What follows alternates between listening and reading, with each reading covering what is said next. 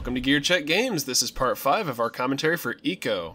Last time we solved some puzzles in the White Castle. Today we're gonna solve some more puzzles in this Notre Dame looking place. Who would stick a perfectly fine sword in a door?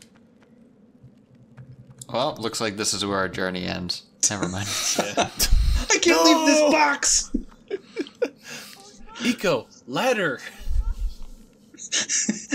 She's If only there was some sort of ladder with which we could circumvent this impasse. Ico's over there like having a mental breakdown and she's just looking at the ladder like, the fuck? Ico! I love how when you're like you're like yelling at her to do something, she just starts like moving a bit slowly, like with uncertainty, and just staring at you, like, is this what you're talking about? I don't know. You're just kind of screaming nonsense at me. I'm not sure. Yeah, I mean, put yourself in her shoes, or well, Lack okay, thereof. bad metaphor. Her feet. Yeah. I've never worn a pair of shoes in Walk my a mile life. in her feet. Oh God. Can you imagine her having like big nasty calluses on her feet? Yeah. Why would you say this? You know it to be Well, true. I mean, Search your stands to reason in this decrepit old castle. Yeah. Oh, I can't imagine Man. she does a ton of running around the castle before when she's in a this cage. adventure. God. When we get out of here, we're gonna have to call child services on the Queen. She has not been a responsible parent. Yeah, we need to call DFS on her. Also, I mean, look at the bottom of Yorda's dress. It's practically like rotting off of her. Aww. We gotta just like we gotta take Yorda a night on the town. Take her clothes shopping for some new clothes. Yeah. Get a nice like pedicure. Get her a sandwich. And a sandwich. Yeah, so they're both looking rather spindly. Yeah. I don't suppose there's a whole lot of snacks to go around, and well, funnily enough, the White Castle. In her Although no, right now it's looking like more of a brown castle.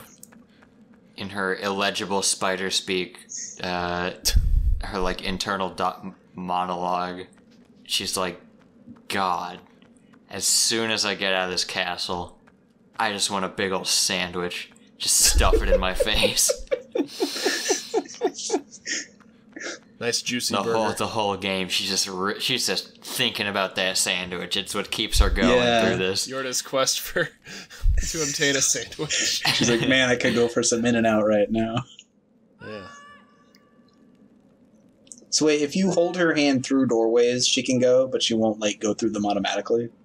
Yeah, she won't follow you unless... I think there's like a grace period, like or not a grace period, like around the door. If she's close enough to the door when you go through, she'll spawn on the other side, but if she's too far away, she won't follow you in. Oh. So it's kind of like if she's like a foot too far, then she won't do it. Yeah, that's my guess. I usually just like pull her on through by holding her hand, because, you know, better safe than sorry. Oh. Hey, this is like the first glowing thing besides the couches. Yeah, I remember this bit. Hey, Yorda, you're kind of a glowing thing. Why don't you come over here? Press X to go alpha. Is that the alpha button? The what? Because it sounds like he's yelling alpha. Ulfa. Ulfa? That's just gotta be the most demoralizing thing. Like, there's this giant switch that Ico's like jumping around on, trying to press down. He's like, I can't do it. He calls over Yorda, she gets up and it's immediately just like, thump. Hey, Ico's been doing the bulk of the puzzle. Well, I mean, demoralizing for Yorda. Because, like, oh my god, am I really that heavy? Oh. Maybe I'll only have half a sandwich when I leave. She's made of lead. She's just really dense. Yeah. both physically and mentally. Now she can't even enjoy the fantasy of her sandwich, of her post-adventure sandwich. Oh, no. Oh, God. Just day ruined. Wait, hold on. Instead of sandwiches, don't they get like watermelons? Or is that a spoiler? Eco, or how two children's lives were ruined. Can you imagine if this game ended with them just like sitting out on the beach enjoying some $5 footlongs from Subway? Having like Eggman sandwich from Unleashed that he eats in like 2 bites. This game brought to you by Quiznos. Is Quiznos still around? I haven't seen one in ages. Brought to you by Schlotsky's. Firehouse? Ooh, that too. McAllister's. Yeah, McAllister's is okay every once in a while. I haven't eaten a McAllister's in so long. There's one by my work. When I wasn't doing meal planning, I would go there like every day and get their mushroom soup because that soup is tight. I could have sworn I just saw Yorda stare into the camera and say non-verbally, "Stop talking about McAllister's." You're making me hungry. Why must you torture me more than necessary? That's the real reason the queen doesn't want her to get out. I just love the idea that these, like, probably not even human creatures from, like, Fantasyland are just really thinking about getting some good old-fashioned American, Midwest America sandwiches. Fast food deli sandwiches. Some meatball marinara. I would love That's not deli. If instead of burgers, they're like, man, I could really go for some poutine right now. God, this game gets localized and they actually, like, they're talking about getting burgers and... Yeah. You know, it's funny talking about, like, cultural influences. I was thinking, like, oh, what would they turn into the sub sandwiches, or where are the rice balls that they would replace? But that actually leads me into something that's kind of, for once, relevant to this game. The architecture in Ueda's games.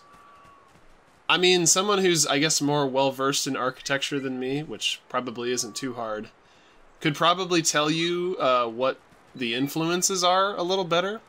But I've heard tell, I can't remember if it was from an interview or just from, like, someone analyzing the games, but the architecture in these games is deliberately ambiguous. Like, it's not meant to resemble that of any particular culture too strongly in order to make the world feel more fantasy-like. Yeah, I can see that. Especially in Shadow. Like, that castle doesn't look like any other castle I've ever seen, really. Uh-huh. I had a teacher in grad school that was always... I don't know if it was just one teacher or multiple teachers. Art school, by the way, for viewers that don't know. Art school. That were like... They like really tried to drive home this point that, like... Oh yeah, you should always make stuff show, like, cultural influence and, like, make it based off of something just to, like, make it feel more like it has... She's so apprehensive. Well, I don't know about this, Eco. We just came through. You sure this is gonna work? To make it feel more like it's, like... I don't know, I guess unique. Plausible. Yeah, like, it fits within a location or something. And not, like, generic or whatever. But I don't know. Like, I definitely see the upside to that. But I feel like there's also merit to just making something that is kind of more nebulous and not really specifically tied to anything in particular. Just so. Well, and like if you're doing a fantasy story or a sci-fi, and all of your, you have like different, fantasy races, but all of them are like really obviously based on like real life races or, God forbid, stereotypes. Then or God, even more forbid, other fantasy races that other people have made. Oh yeah. I'm tired of everything just having elves, dwarves, and Hey, Zelda addressed that. Zelda changed it enough. Yeah. To the point where they were not immediately recognizable as stand-ins for dwarves and elves. Like, I didn't even recognize it until someone pointed it out to me, and I was like, Oh yeah, I guess that does make sense. Until we discovered the legend of Matthew Mitosis.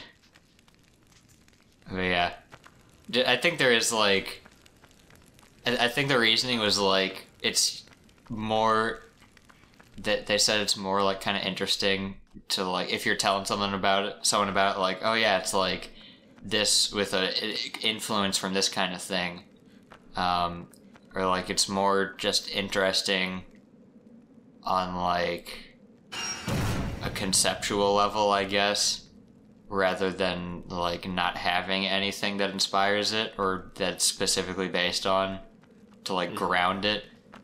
But I feel like that also kind of takes away from the more like, I guess, immersion element of it, like, because if you see something that's like clearly based on something in reality, then you kind of can't help but see that thing in reality and associate it with that.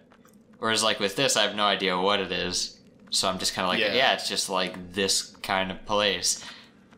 Yeah, I would say if you're gonna take that approach, you're gonna want to, like, yes, start with something that has, you know, an obvious cultural basis, but, you know, disguise it enough so that it's not just like, you know, this thing that you've seen before that's supposedly exotic. Yeah.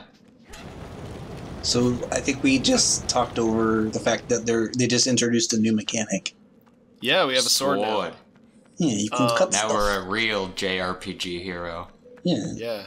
You can't light torches anymore, but you can cut ropes. And it's way more powerful, so enemies are going to go down. Oh. But you can't light lamps anymore? I'm guessing there's no more lamp puzzles? Well, no. If there's another lamp puzzle, they'll just give you a torch. Oh, okay. And you can swap out your sword and pick it up when you're done. You mean he can't dual wield? What kind of protagonist is he? A 10-year-old boy. Well, yeah, he needs one free hand to hold Yorda's. Oh, the most important offhand weapon. The most important offhand weapon, hand holding.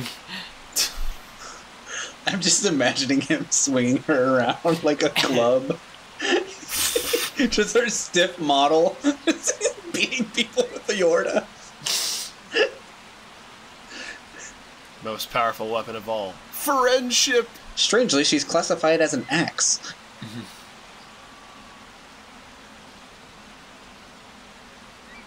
So in this part, you sidle along the ledges. You have to climb up backwards through the final Sonic level in Sonic Adventure 2. Oh god. Actually, wait, no, this is also in Sonic Adventure 1 in the pyramid. Yeah, in the Lost World. Yeah. Before Sonic Lost World. Yeah, that'd probably be a more apt comparison, because it's actual water and like this kind of architecture, kind of, rather than high tech with like orange tang. Yeah. Well, but it looks like the Echidna pyramids. Yeah. And I do remember it more from SA2 because of the level design there, because you have to jump backwards over the little hill, or else the water slide will just send you to your death. That part sucked. So yeah, Trey, if you ever get around to Sonic Adventure 2, look forward to the final Sonic stage. There is some shenanigans going on. I remember that part specifically being what ended my desire to get A ranks and like do all the missions and everything. Oh yeah, I don't think I've ever gotten anything higher than like a D on that level. Alright, well I spent like 40 minutes getting through the level and then I got killed by a troll, like a Mario Maker troll bit. And it just wiped all my progress. Cannon's Core was the inspiration for Super Mario Maker. Oh no. God. Also, look at that save. For a second I thought you landed on a freak ledge. Accident. For a second I thought you landed on a ledge right underneath where the bridge was gonna drop. Scrunch. So it's like, saved, not for long. Eco! You guys said that room with the waterfall over the tiles reminded you of Sonic. Of course, it reminded me of a Pikmin level. It reminded me of one of the rooms in the submerged castle. Is that in 2 or 3? That's in 2. That's the one where you got to run from the thing that has a... It's trying to mow your guys down. It looks like a road roller. But there's also like a bunch of spiders trying to steal your prizes. So it's just an incredibly frustrating floor. As spiders are one to do. Yeah. You know what Ico should do? What he should have done? He grabs the sword and then hands the torch off to Yorda so she can do torch duty. Yeah, she's got a free hand. I'll do the fighting and fight off the bad guys, and you just light things on fire. You see a close-up of her face. We smash cut to when she has to light a bomb, the fuse of a bomb, and she's like sitting there with the torch, and Ico's like hiding behind a pillar, like a mile away, like, don't worry, you can do it, Yorda. She's like looking over at Ico with her torch, like, just like hunched over, trembling. I'm right behind you. Whoa. Just light it and then start running. Don't look back. See, it's lucky the first time I played this that I took Yorda with me basically everywhere, even if I didn't need to. Because you never know, like, when you're gonna need her exactly. Yeah, I don't think I took Yorda the first time I came here, so I was like, well... Unless you, like, move the camera to look over and see that those statues are over there, it's probably not going to occur to you that you want to take Yorda up here. And even if you do see them, like, you know, that's the first time those invisible blocks have ever been used, so... That sword is humongous for him. Oh. Also, it seems like I'm nitpicking with stuff like that. Like, it's just something to talk about. As soon as I saw that lift, I'm like, this is where Yorda gets left behind. Yeah. And then you have to go all the way back up and try to get her on without activating the lift again. This reminds there's another one of these, and I was not so careless with that one. Come on, you can do it. Yorda? Just a little further. Oh my god, you did it. It took me a lot longer, because she was just not cooperating. One small step for Yorda. And then she accidentally gets sent back up. Alright, now get off. Get off the elevator. Yorda! Yorda! There she goes. Hey, you got the torch back. Yeah. Oh, so he leaves the sword? Yeah, he just puts it down where he got the torch. Oh. You can go pick it up again. It's just, you know, whichever one you want to take with you. I like how this whole thing is just one elaborate, like, hallway puzzle to just bring the fire all the way back here. Yeah. Gradually, bit by bit. I dig that. Yeah. And it's all just to open some doors to get this to shine through. To open a gate. Or to open half of the gate. Yeah. That's the thing. Like, if there's power going to one of the doors, can't we just use that door? Yeah. It opens one door. I mean, I know it's magic and all, but like... I mean, maybe it's like a locking mechanism. Yeah. God, this really is giving me God of War 1 vibes with Pandora's Castle and having to do all that crazy shit just to get to that box. I think that was the point where I stopped playing when I tried to play through God of War. Oh. I don't know why. I just got to one part where I couldn't solve the puzzle. It was like an underwater section. Yeah. The underwater bits aren't that good. I'll be the first to tell you. What's that, a PS2 era game with forced underwater sections? That aren't good, no less? Yeah. I'm looking at you in GS2. Do you know the original Devil May Cry has a... Devil May Cry. I said Devil May Cry and it was weird. Did you know that the original Devil May Cry has a first-person underwater section? Yep. Do you shoot guns underwater? Managed to avoid drowning. Yeah. Hey, he even has I don't know how it plays. I just know that you go into first person and it's really out of place. Yep. I should really play more games before I start talking about them on the internet. Yeah, what an amateur. So I'm going to go do that, and we'll see you guys in part 6, where much of the same is going to happen. He's going to pay way too much for it on the Switch. No, I'm not. Rest easy, kids. Bye.